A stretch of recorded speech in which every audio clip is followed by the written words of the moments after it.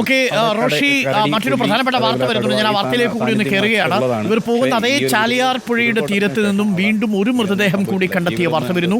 മുണ്ടേരി വനമേഖലയിൽ കുമ്പളപ്പാറയിൽ ആദിവാസികളാണ് മൃതദേഹം കണ്ടെത്തിയത്. ചാലിയാറിൽ നിന്ന് മുബഷീർ നമുക്കൊപ്പം ചേരുന്നുണ്ട്.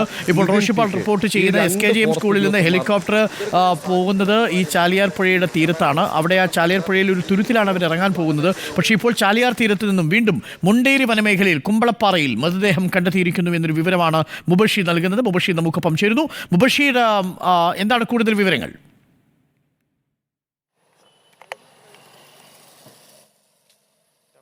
മുബഷീർ, കേൾക്കാമെങ്കിൽ. അരുൺകുമാർ, തിരച്ചിലിന്റെ 8ാമത്തെ ദിവസമാണ് ചാലിയാർ തീരത്ത് നിന്നും മൃതദേഹം കണ്ടെത്തിയിരിക്കുന്നത്.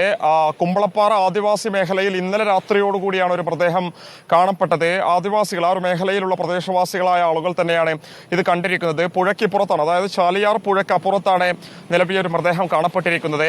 വനമേഖലയിൽ നിന്നും ഏകദേശം കിലോമീറ്ററുകൾ ഉള്ളിലോട്ട് പോയിട്ടുള്ള മേഖലയിലാണ് ചാലിയാർ തീരത്ത് കാണപ്പെട്ടിരിക്കുന്നതാണ് നിലവിൽ നമുക്ക് മനസ്സിലാക്കാൻ സാധിക്കുന്നത്. തണ്ടർബോൾട്ട് ഉൾപ്പെടെയുള്ള പോലീസ് സന്നാഹത്തോടൊപ്പം സന്നദ്ധ പ്രവർത്തകർ ആ ഒരു മേഖലയിലേക്ക് വാഹനവുമായി പുറപ്പെട്ടിട്ടുണ്ട്. ട്രാക്ടർ ഉൾപ്പെടെയുള്ള വാഹന സംവിധാനങ്ങളും ആ ഒരു മേഖലയിലേക്ക് പുറപ്പെട്ടിട്ടുണ്ട്. മണിക്കൂറുകൾ താണ്ടിയാൽ മാത്രമേ അങ്ങോട്ടേക്ക് എത്താൻ സാധിക്കൂ എന്നുള്ളതാണ് നിലവിൽ നമുക്ക് മനസ്സിലാക്കാൻ സാധിക്കുന്നത്. തിരച്ചിലിന്റെ 8ാമത്തെ ദിവസമാണ് ഇത്തരമൊരു വിവരം ഇപ്പോൾ പുറത്തു വന്നിരിക്കുന്നത്. നമുക്കറിയാം, 70 കിലോമീറ്ററുമുള്ള ചാലിയാറിന്റെ തീരങ്ങളിൽ ഏകദേശം 630-ലധികം വരുന്ന സന്നദ്ധ പ്രവർത്തകരുടെയും ഔദ്യോഗിക സംവിധാനങ്ങളുടെയും നേതൃത്വത്തിലുള്ള തിരച്ചിൽ 8ാം ദിവസവും കാര്യക്ഷമമായി തന്നെ പുരോഗമിക്കുന്നുണ്ട്. ഇന്ന് ഡ്രോൺ ഉൾപ്പെടെയുള്ള സംവിധാനങ്ങൾ ഉപയോഗിച്ചുള്ള തിരച്ചിലും പുരോഗമിക്കുന്നു. അതിനിടയിലാണ് ഈ ഒരു വിവരം പുറത്തു വന്നിരിക്കുന്നത്. ഇന്നലെ ഈ കുമ്പളപ്പാറ ഭാഗത്തെ അവിടെ താമസിക്കുന്ന ആദിവാസികളായിട്ടുള്ള ആളുകളാണ് ഇത്തരമൊരു വിവരം പോലീസ് ഉൾപ്പെടെയുള്ള സംവിധാനങ്ങളെ അറിയിച്ചിരിക്കുന്നത്. ഒരാളുടെ മൃതദേഹം പുഴയുടെ ഭാഗത്തുണ്ടെന്നാണ് ഇവർ വ്യക്തമാക്കിയിരിക്കുന്നത്. എന്നാൽ മറുഭാഗത്ത് എത്തിക്കുന്നതിൽ, നിലമ്പൂർ ജില്ലാ ആശുപത്രിയിലേക്ക് എത്തിക്കുന്നതിനുൾപ്പെടെ വാഹനം എത്തിച്ചത് കരക്കെത്തിച്ചാൽ മാത്രമേ സാധിക്കൂ എന്നുള്ളത് കൊണ്ട് തന്നെ ഇവിടെയുള്ള സന്നദ്ധ പ്രവർത്തകരും പോലീസ് ഉൾപ്പെടെയുള്ളവർ ആ ഒരു മേഖലയിലേക്ക് പുറപ്പെട്ടിട്ടുണ്ട്. ഇന്നും ഈ ഒരു മേഖല കേന്ദ്രീകരിച്ച് വാണിയമ്പുഴ ഉൾപ്പെടെയുള്ള മുണ്ടേരി, പോത്തുകൽ ഉൾപ്പെടെയുള്ള ചാലിയാർ തീരങ്ങൾ കേന്ദ്രീകരിച്ചുള്ള തിരച്ചിൽ ഇന്നും പുരോഗമിക്കുന്നുണ്ട്. അതായത് മുണ്ടേരി വനമേഖലയിലെ ഇരുട്ടുകുത്തി ഭാഗത്തു നിന്നും വാഴക്കാട് ഭാഗം വരെ ഏകദേശം 70 കിലോമീറ്ററും നീളത്തിലാണ് ചാലിയാർ തീരത്തിലൂടെ വളരെ സജീവമായിട്ടുള്ള തിരച്ചിൽ ഇന്നും നടത്താൻ പോകുന്നു എന്നുള്ളതാണ് നമുക്ക് മനസ്സിലാക്കാൻ സാധിക്കുന്നത്.